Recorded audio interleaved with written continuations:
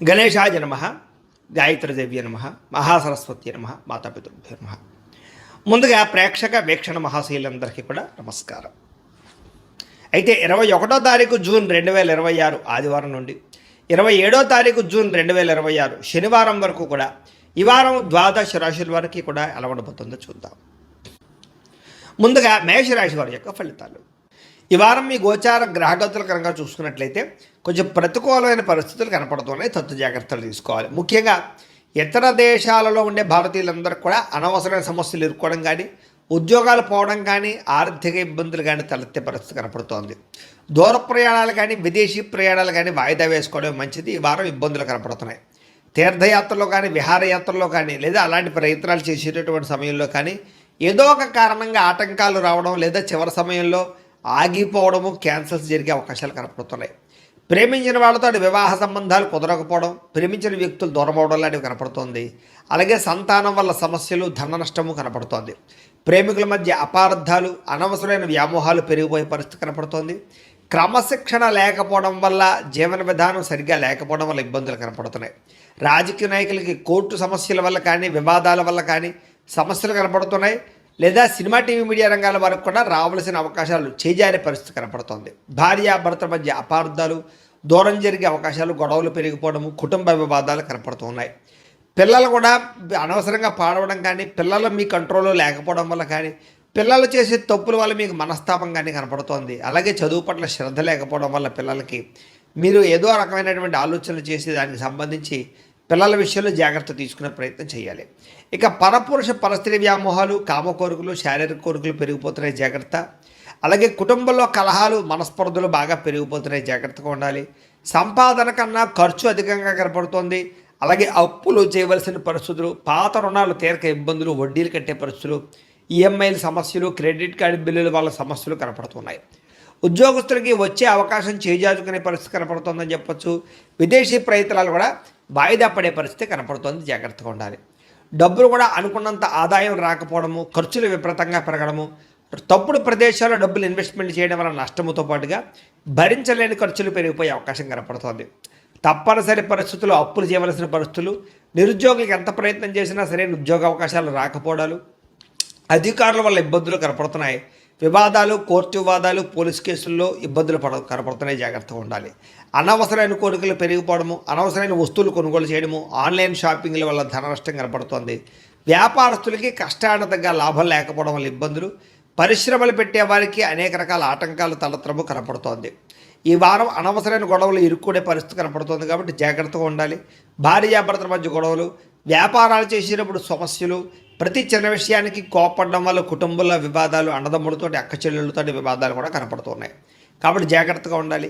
ప్రేమికుల మధ్య కూడా వివాదాలు, గొడవలు కనపడుతున్నాయి. ఆదాయం కన్నా ఖర్చు అధికంగా కనపడుతుంది. విద్యార్థులు కూడా చదువు పట్ల దృష్టి పెట్టకుండా అనవసరమైన వ్యామోహాలు, అనవసరమైన కోరికలు పెరిగిపోతే జాగ్రత్తగా ఉండాలి. ఉద్యోగస్తులకి శ్రమకు తగ్గ ఫలితం కనపడటం లేదు. తోటి ఉద్యోగస్తుల అభిప్రాయ భేదాలు, ఉద్యోగ నష్టాలు కూడా ఉన్నాయి, జాగ్రత్తగా ఉండాలి. స్త్రీలకి భర్తతో సఖ్యత లేకపోవడము, కుటుంబ వివాదాలు, మనసులో ప్రశాంతత లేకపోవడం, విలువైన వస్తువులు పోగొట్టుకోవడంతో పాటుగా ఉద్యోగాలు చేసే చోట సమస్యలు కనపడుతూ ఉన్నాయి. వ్యాపారస్తులకు వ్యాపారపరంగా మంచి అవకాశాలు వచ్చినా కూడా వాటిని చేజార్చుకునే పరిస్థితులు, వ్యాపారంలో డబ్బులు రొటేషన్ అవ్వకపోవడము, మొండి బకాయిలు పెరిగిపోవడంతో పాటుగా వ్యాపారాల్లో సామాన్య లాభాలే కనపడుతూ ఉన్నాయి, కాబట్టి తత్వ జాగ్రత్తలు తీసుకోవాల్సిందిగా ఈ రాశి వారికి తెలియజేస్తూ, అయితే ప్రేక్షకులకి ముఖ్యంగా మనకి ఏమిటయ్యా అన్నట్లయితే కనుక ఇప్పటిదాకా మేము చెప్పినటువంటి ఈ ఫలితాలన్నీ కూడా గోచార ఫలితాలు. అంటే ఈ రాశిలో ఉండేటటువంటి కోటాను కోట్ల మంది అందరికీ వర్తిస్తాయి, కాబట్టి ఆ రకంగా వినే ప్రయత్నాన్ని చేయండి.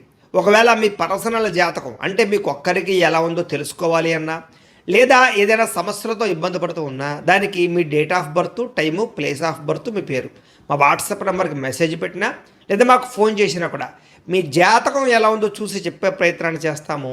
లేదా ఏదైనా సమస్యలతో ఇబ్బంది పడుతూ ఉంటే కనుక దానికి పరిహారాలు చెప్పడం కానీ, లేదా పరిహారాలని మా పీఠంలో ఉండే బ్రాహ్మణుల ద్వారా ఈ రకంగా జపాలు అని, ఈ రకంగా మండప ఆరాధనలు, ఈ రకంగా అభిషేకాలు, ఈ రకంగా హోమాలు నిర్వర్తింపచేసి వీటికి సంబంధించినటువంటి ప్రసాదాన్ని మీకు కొరియర్ ద్వారా పంపించే ప్రయత్నం చేస్తాం.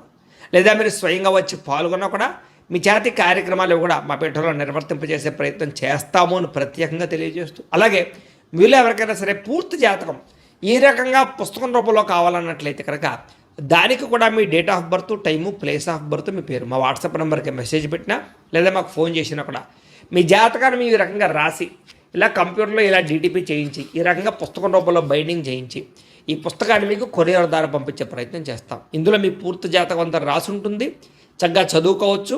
ఇది మీకు జీవితాంతం ఉపయోగపడుతుంది. కాబట్టి మీరు ఎవరికైనా సరే ఈ పూర్తి జాతకం ఇలా పుస్తకం రూపంలో కావాలన్నా కూడా మమ్మల్ని సంప్రదించవచ్చో తెలియజేస్తూ, అలాగే ఇంట్లో డబ్బు నిలబడకపోవడము, ఆర్థిక ఇబ్బందులు, రుణ బాధలు, వ్యాపారాలు సరిగ్గా సాగకపోవడము, ఇలాంటి సమస్యలతో ఇబ్బంది పడుతుంటే కనుక అలాంటి వాటికి ఇలాంటి ధన జన వశీకరణ యంత్రము అని ఉంటుంది.